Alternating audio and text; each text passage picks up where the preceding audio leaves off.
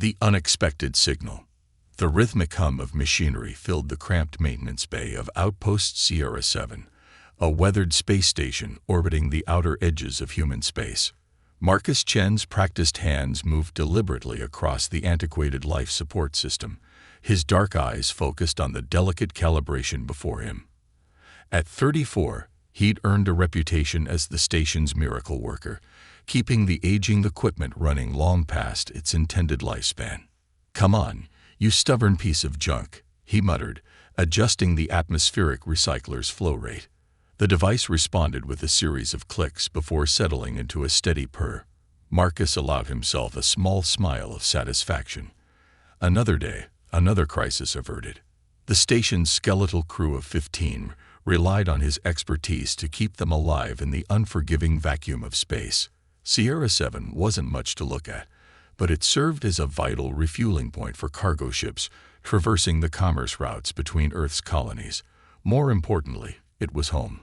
Marcus wiped the sweat from his brow with a grease-stained sleeve when the station's ancient comm system crackled to life.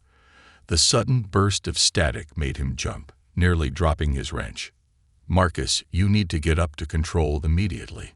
Station Commander Sarah Rodriguez's voice carried an edge he'd never heard before. "We're picking up something unusual." Unusual wasn't good in deep space. Unusual got people killed. Marcus quickly secured his tools and made his way through the station's narrow corridors, his magnetic boots clicking against the metal floor. The artificial gravity was working today, a small mercy. The control room was a cramped space dominated by outdated holographic displays and manual backup systems. Sarah stood rigid before the main screen, her silver-streaked hair pulled back in a severe bun. The rest of the bridge crew, all 2 of them, were frantically working their stations. "What's the situation?" Marcus asked, moving to stand beside her. Sarah gestured to the central display. "We picked up a distress signal 20 minutes ago. The signature doesn't match anything in our database." She paused, choosing her words carefully. "The energy readings. They're off the charts. Whatever this ship is, it's using technology way beyond anything humans have developed." Marcus studied the readings, his engineering mind already analyzing the data. The power signature was indeed like nothing he'd ever seen, a complex oscillating pattern that seemed to defy the known laws of physics. Location. They're on an approach vector, but their engines appear to be failing. Based on their current trajectory. Sarah's fingers flew across the console. "They'll be within visual range in less than an hour." "Have they responded to hails?" "That's another strange thing." Sarah pulled up the communication logs. "They're broadcasting on all frequencies, but the message itself." She pressed a button, and an otherworldly sound filled the control room. It wasn't static, exactly. The signal had a pattern to it, almost musical in its complexity. Underneath the alien harmonics, Marcus could make out what sounded like words, not in any human language, but definitely speech. "We've run it through every translation algorithm we have," Sarah explained. "Nothing even comes close to decoding it." Marcus felt a familiar tingle of excitement mixed with apprehension. As a mechanic, he'd always been drawn to the unknown, to solving problems that others deemed impossible. But this was something else entirely. "What are our options?" he asked, already knowing the answer. Sarah's expression was grim. "Protocol says we should alert Fleet Command and wait for instructions. But given our location..." She didn't need to finish the thought. The nearest military vessel was at least 2 weeks away at maximum speed. And if they're really in distress, then they'll be dead long before help arrives. Sarah ran a hand through her hair, disturbing its careful arrangement. "I've spent 20 years following protocols, Marcus, but I can't just sit here and watch someone die, human or not." Marcus nodded, already mentally inventorying the tools and supplies he'd need. The maintenance bay can accommodate a ship up to cruiser class, if their dimensions are within range. They are. Sarah pulled up the preliminary scan data. Barely. But Marcus. She turned to face him directly. "This isn't some malfunctioning cargo hauler. We have no idea what kind of technology we're dealing with. One wrong move could get us all killed," he finished. "But so could doing nothing. If their engines go critical this close to the station." He let the implication hang in the air. Sarah held his gaze for a long moment before nodding decisively. "All right. Begin docking preparations." "But Marcus," her hand gripped his arm. "Be careful. Something about this feels bigger than us." As Marcus hurried back to the maintenance bay, the alien signal continued to echo through the station speakers. With each passing moment, the harmonics seemed to grow more urgent, more desperate.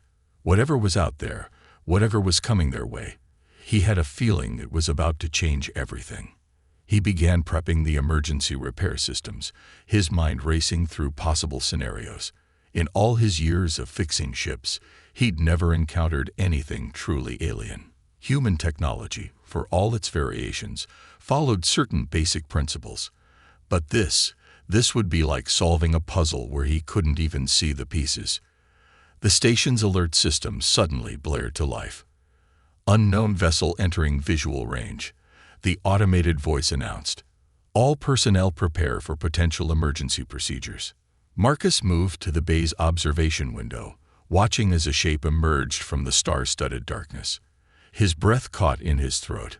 The approaching ship seemed to shift and flow like liquid metal, its hull reflecting the distant starlight in impossible ways. It was beautiful, terrifying, and utterly alien. And it was heading straight for them. First contact. The alien vessel's approach to Sierra 7's maintenance bay defied everything Marcus knew about spacecraft maneuvering. Despite its obvious damage, the ship moved with an almost organic grace, its hull rippling and adjusting to compensate for failing systems.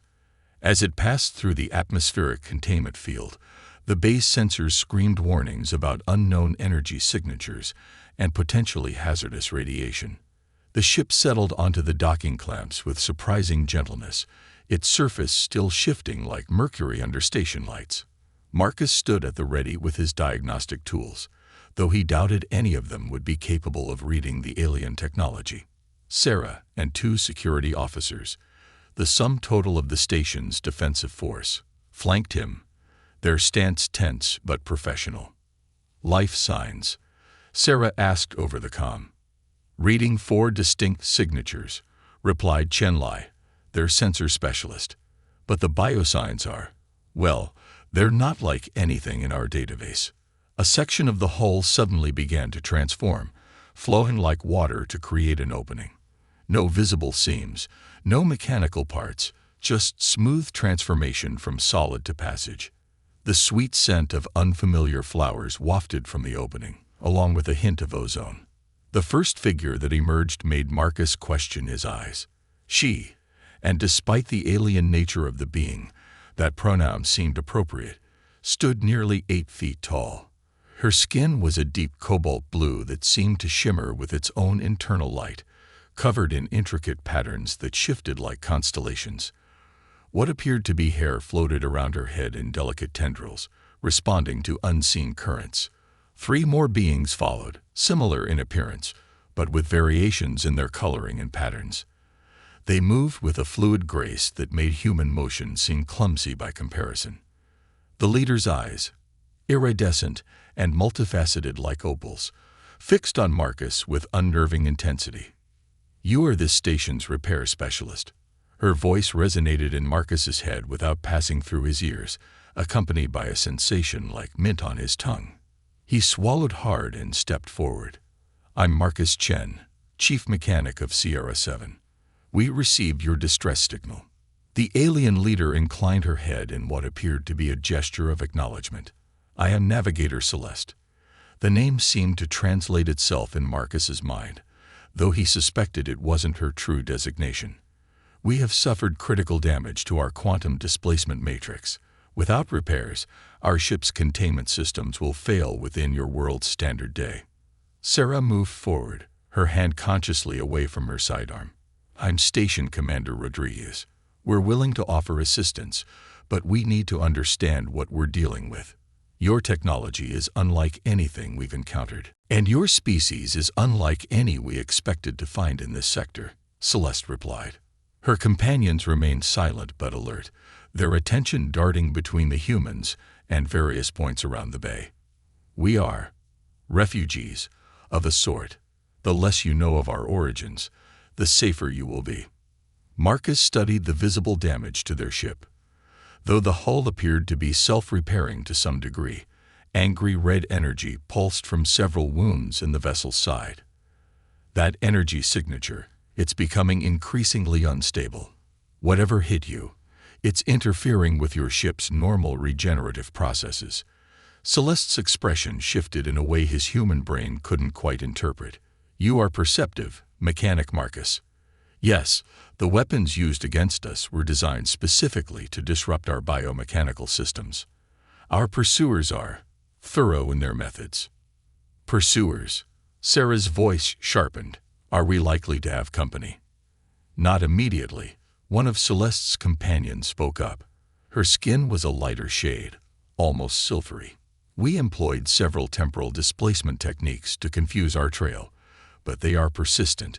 We estimate no more than 3 of your days before they locate us. Marcus's mind was already racing through possibilities. The aliens' technology was far advanced, but perhaps that very complexity was part of the problem. Sometimes the simplest solutions were the most effective. Your ship's systems are organic in nature, he asked, pulling out his diagnostic tablet. Integration of biological and mechanical components. Celeste's floating tendrils rippled in what might have been surprise. You understand such concepts. Theoretically, Marcus admitted. We've done some experimental work with biomechanical interfaces, but nothing on this scale. Still, basic principles often hold true across technologies. If you'll allow me to take some readings. The aliens conferred silently for a moment, their patterns shifting in complex ways. Finally, Celeste nodded. We have little choice. But be warned, direct contact with our systems can be overwhelming for unprepared minds. I'll be careful, Marcus promised, though his heart was racing with excitement and fear. Commander, I'll need access to the experimental quantum stabilizers we salvaged from that research vessel last month. Sarah raised an eyebrow. Those are highly classified, Marcus, and extremely unstable. So is their ship, he countered. And I have a theory about how we might be able to adapt them. He turned back to Celeste. With your permission, I'd like to begin immediately. The sooner we stabilize your containment systems, the sooner we can work on more permanent repairs. Celeste studied him with those unsettling opal eyes. Your confidence is either admirable or foolish, mechanic Marcus. Perhaps both. Very well.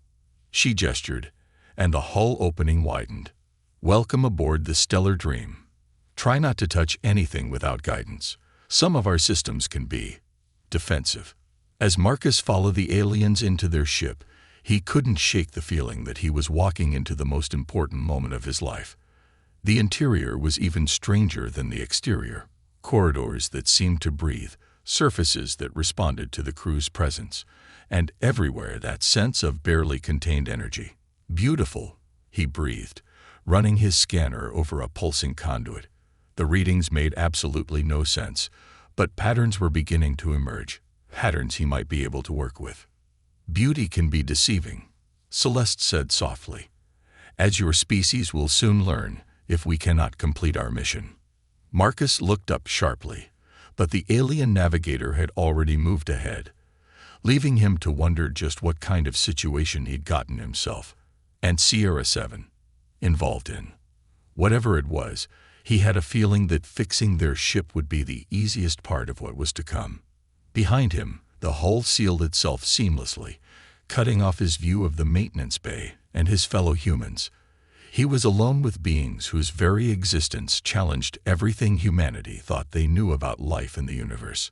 Time to get to work. Race against time. Inside the Stellar Dream, Marcus felt like he'd stepped into a living organism rather than a spacecraft. The walls pulsed with bioluminescent patterns, and corridors seemed to reshape themselves as they walked. His diagnostic tools were registering energy signatures that fluctuated in ways that defied conventional physics. "Your containment systems," Marcus said, studying the readouts on his tablet. "They're not just holding your ship together. They're maintaining some kind of quantum field, aren't they?" Celeste's tendrils rippled in what he was beginning to recognize as surprise. "You deduce much from limited data, Mechanic Marcus." "Yes, our vessel exists simultaneously in multiple quantum states. The attack we sustained is causing those states to destabilize.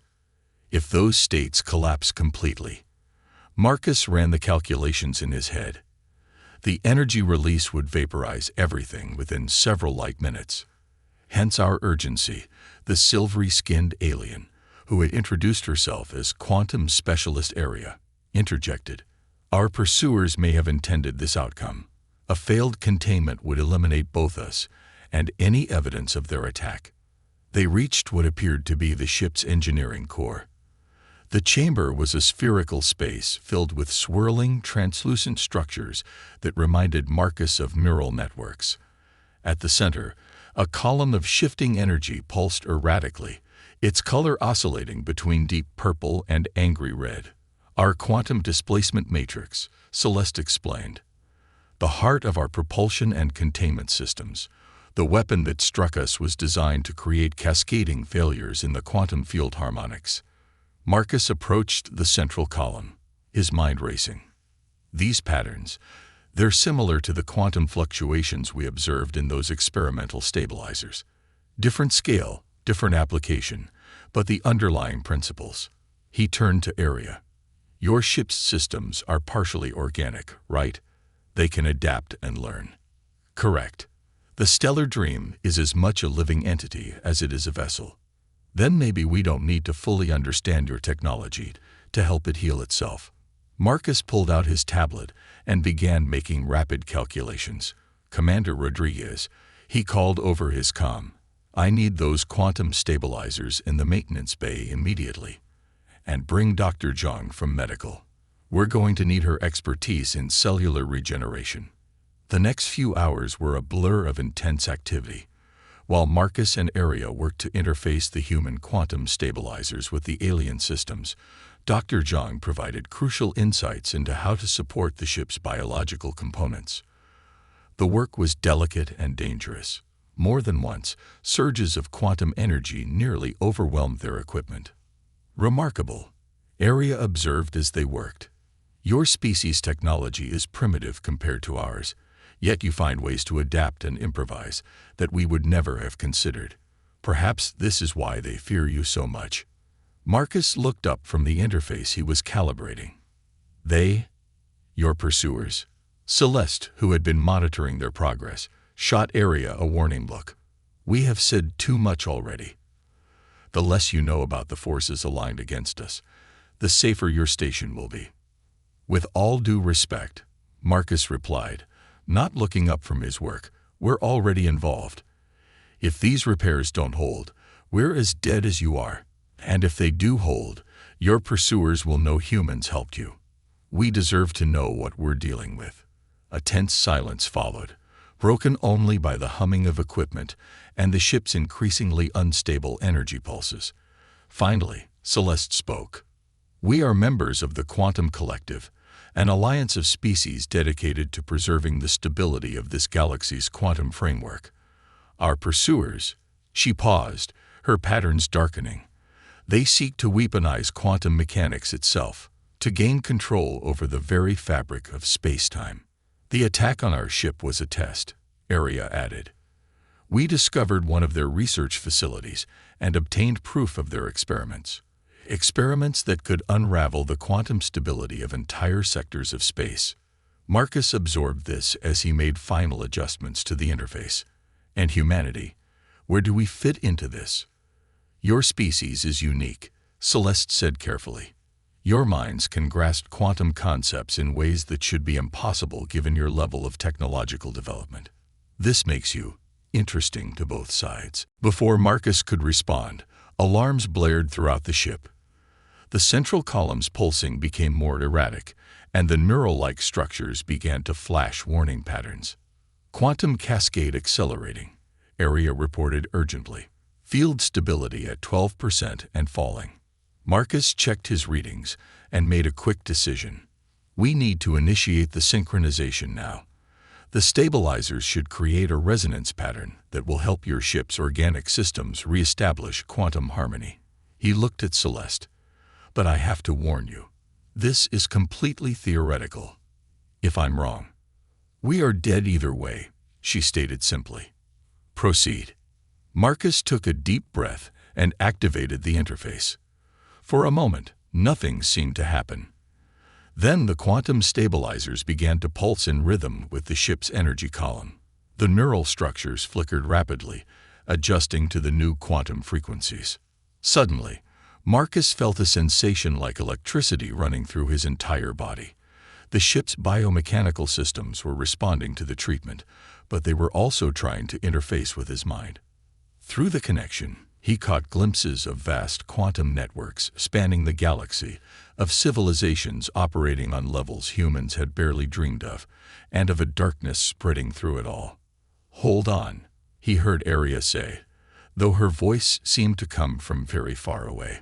"The human's mind is being drawn into the quantum matrix. We need to." The rest of her words were lost as Marcus's consciousness expanded into the ship's quantum field. He was everywhere and nowhere, his thoughts merging with the vessel's organic systems. Through this connection, he instinctively understood what needed to be done. With an effort that felt like it might tear him apart, Marcus guided the quantum harmonics into a new configuration. The ship's systems responded, following his lead, learning and adapting. The unstable energy patterns began to stabilize, finding a new equilibrium. Then, mercifully, everything went dark. The truth revealed. Marcus awoke to the strange sensation of his thoughts being gently disentangled from the ship's quantum matrix. His mind felt expanded somehow, as if he'd downloaded an entire library of advanced physics directly into his consciousness. When he opened his eyes, he found himself floating in a translucent chamber filled with what looked like liquid light. "He's regaining consciousness," Dr. Zhang's voice came from somewhere nearby. "His neural patterns are stabilizing, but they're different." As we suspected, Celeste's mental voice resonated. The quantum interface has altered his neural architecture. His mind has been upgraded, you might say. Marcus tried to speak and found he could project his thoughts just as the aliens did. The ship, did it work? "See for yourself," Arya replied, helping him out of the chamber. The engineering core had transformed. The neural structures now pulsed with steady, harmonious rhythms, and the central column glowed a healthy blue-violet. But the most striking change was that Marcus could now perceive the quantum fields directly, layers of reality folding and unfolding in beautiful complexity. "The synchronization was successful," Celeste explained. "Your unconventional approach created a new type of quantum stability we hadn't thought possible. The ship is not merely repaired, it's evolved." "That's why you really came here, isn't it?" Marcus asked, pieces falling into place in his enhanced mind. "You didn't choose Sierra 7 by accident. You were looking for humans." Celeste's patterns shifted in what he now recognized as resignation. "We suspected humanity might have unique capabilities, but we didn't fully understand why until we saw you interface with our systems. Your species exists in an unusual quantum state, simultaneously primitive and advanced, limited and unlimited. The quantum collective has been watching Earth for some time," Arya added. "Most advanced species develop along predictable paths, their quantum consciousness evolving in lockstep with their technology. But humans, we dream bigger than our capabilities," Marcus finished, understanding dawning. "We grasp concepts we shouldn't be able to comprehend. We make impossible things work through sheer stubborn determination." "Precisely." Celeste's mental tone was grave. "This is why the quantum destroyers fear your potential. They seek to control the quantum framework through technology alone. The idea of a species that could naturally interface with and influence quantum fields." A sudden alarm interrupted their conversation. On the bridge of Sierra 7, Commander Rodriguez's voice crackled over the comm. Multiple quantum disturbances detected. Large ships emerging from quantum space. Marcus's enhanced perception could feel them. 3 massive vessels tearing their way through the quantum fabric of space. Their presence felt wrong, like wounds in reality itself. They found us sooner than expected, Aria said tensely. The quantum wake from our repairs must have led them here. Celeste turned to Marcus, her opal eyes intense. Your station has no defenses against their weapons. They will destroy everything here to eliminate us and prevent humanity from learning of their existence. Marcus's mind raced, processing information with his new quantum-enhanced consciousness. Maybe not. The modifications we made to your ship, they didn't just repair it. We created a new type of quantum field manipulation. One they won't be prepared for. Aria caught on, her patterns brightening. But the power requirements would be enormous. Sierra 7's reactor core, Marcus suggested. If we interface it with the Stellar Dreams systems, it would burn out your station's power systems, Celeste warned. Better than being vaporized, Marcus replied. He opened a channel to the station. Commander, I need you to shut down all non-essential systems and divert everything to the maintenance bay. And get everyone to the emergency shelters. Want to tell me why, Marcus? Because we're about to attempt something that's either going to save us all or tear a hole in space-time. He paused. Trust me. There was a moment of silence before Sarah responded. Always have. Just try not to destroy my station. The next few minutes were a blur of activity as they established a connection between the station's reactor and the ship's quantum systems. Through his new awareness, Marcus could sense the enemy vessels getting closer, their quantum-disrupting weapons powering up. They're in range, Aria reported. Weapons locked on both the ship and station. Marcus stood in the engineering core, his consciousness merged with the ship's systems, feeling the station's power flowing through the quantum matrix. Ready when you are. Celeste gave the equivalent of a mental nod. May your quantum state remain stable, Mechanic Marcus. With that, Marcus initiated the sequence. The combined power of the station's reactor and the ship's quantum fields created something entirely new. A cascading quantum resonance that spread outward like ripples in reality itself. The effect on the attacking ships was immediate and devastating. Their quantum-based weapons backfired as the new resonance pattern disrupted their carefully controlled fields. Marcus watched through multiple layers of quantum perception as their ships began to break down, their controlled quantum states unraveling. Impossible, one of the enemy commanders broadcast on all frequencies. What have you done? Humanity says hello, Marcus replied, before the final quantum cascade forced the enemy vessels to retreat into quantum space or face complete destruction. As the quantum disturbances faded, Marcus became aware of warning signals from Sierra 7 systems. The station's reactor was burned out, running on emergency backup power only. But they were alive. Did we just win a space battle using theoretical physics? Dr. Zhang asked incredulously. Actually, Marcus replied, still processing what had happened through his enhanced consciousness, I think we just changed the rules of engagement for an entire galactic conflict. Celeste's pattern swirled with what might have been amusement. And this, Mechanic Marcus, is exactly why both sides have been watching humanity with such interest. She paused, her mental voice taking on a formal tone. We have much to discuss about your species' role in what is to come. Marcus looked at the quantum field still dancing around them, filled with possibilities he was only beginning to understand. I think, he said slowly, this is going to be a very interesting conversation. A new beginning. The aftermath of the quantum battle left Sierra 7 running on auxiliary power, its main reactor a silent testament to humanity's first engagement in an interstellar conflict. In the station's conference room, Marcus sat with Commander Rodriguez and Dr. Zhang, facing Celeste and her crew across a table scattered with holographic displays showing the extent of recent events. Through his enhanced perception, Marcus could still see the quantum ripples settling throughout the local space. The fabric of reality itself was adapting to the new patterns they'd created, like waves smoothing out after a storm.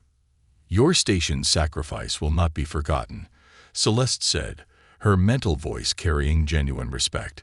"The Quantum Collective will ensure you receive resources to not only repair your facility but significantly upgrade it." Sarah leaned forward, her expression stern despite her exhaustion. "That's generous, but I think we're all more concerned about the target you've painted on humanity's back. Those ships will be back, won't they?" "They will," Aria confirmed, her silvery patterns rippling with concern. "But not immediately. What happened here has changed the balance of power significantly. The quantum destroyers must now reconsider their entire strategy." "Because of what we did with the quantum fields?" Marcus asked, absently manipulating a strand of quantum energy between his fingers, a new ability he was still getting used to. "Because of what it represents," Celeste corrected. "In less than one standard day, a human mechanic with limited technology not only repaired an advanced quantum vessel, but created an entirely new form of quantum manipulation. You proved every theory we had about humanity's potential. And every fear the destroyers had," Aria added. Dr. Zhang, who had been quietly analyzing data from Marcus's neural scans, looked up. "The changes to Marcus's consciousness, they're still evolving. His brain is creating new quantum connections every hour. A side effect of the interface with our ship's systems," Celeste explained, "but one that should have taken years of careful preparation. The ease with which his mind adapted." She paused, her opal eyes shifting through complex patterns. "It suggests humanity's potential is even greater than we estimated. Which brings us to our proposal," Aria said, activating a new holographic display. A map of the galaxy appeared, showing a complex network of quantum connections linking various systems. "The Quantum Collective wishes to establish a formal alliance with Earth." Sarah's eyebrows shot up. "You're not even going to try to keep your existence secret anymore?" "Recent events have made that impossible," Celeste replied. "And inadvisable. Humanity needs to be prepared for what's coming. The destroyers will not stop with one defeat." Marcus studied the galactic map, his enhanced mind picking up patterns in the quantum network that would have been invisible to him just days ago. "These connections, they're degrading in some areas. The destroyers' weapons, yes, they seek to destabilize the quantum framework that connects all living things, believing they can rebuild it under their control." Celeste's patterns darkened. "If they succeed, they would have power over the very nature of existence. But you think humanity can help prevent that?" Dr. Zhang asked. "We know you can," Aria responded. "What Marcus accomplished here proves that humans have a natural ability to work with quantum fields in ways we never considered, ways that could be key to preserving the quantum framework." "And what exactly would this alliance involve?" Sarah's tone was cautious but interested. Celeste gestured, and the holographic display shifted to show detailed technical schematics. "We propose transforming Sierra 7 into a joint research and defense facility, a place where humans and members of the collective can work together to develop new quantum technologies and strategies. Your innovative thinking combined with our advanced understanding could revolutionize quantum mechanics itself," Aria added enthusiastically. Marcus absorbed the implications, both through his regular senses and his new quantum awareness. "You're not just offering us protection or technology. You're offering us a chance to help shape the future of the galaxy." "Precisely." Celeste's mental voice carried a note of urgency. "But we must act quickly. The destroyers will be gathering their forces, adapting their weapons. We need humanity's unique perspective and abilities if we are to preserve the quantum framework that binds all life together." Sarah looked around the room, her gaze settling on each person in turn. "This goes way beyond my authority as a station commander. Earth's governments will need to be involved." Marcus agreed. "But in the meantime," he gestured at the burned-out systems around them, "we have a station to repair. And I have some ideas about how we could improve those quantum stabilizers." Celeste's patterns shifted in what Marcus now recognized as approval. Then let us begin. The quantum framework binds all things together, and now humanity will help determine its future. As the others began discussing immediate plans for the station's repairs and upgrades, Marcus stood by the observation window, watching the stars. His quantum-enhanced perception showed him the delicate threads of reality connecting everything in existence. Humanity had just taken its first steps into a much larger universe, and he had somehow ended up at the forefront of that journey. A maintenance job had turned into first contact, then into a battle for survival, and now into the beginning of a new era for both humanity and the galaxy itself. As Marcus watched the quantum fields shimmer around the station, he couldn't help but smile. Whatever challenges lay ahead, humanity would face them the same way they always had, with determination, creativity, and the unstoppable drive to turn the impossible into reality. After all, that's what humans did best.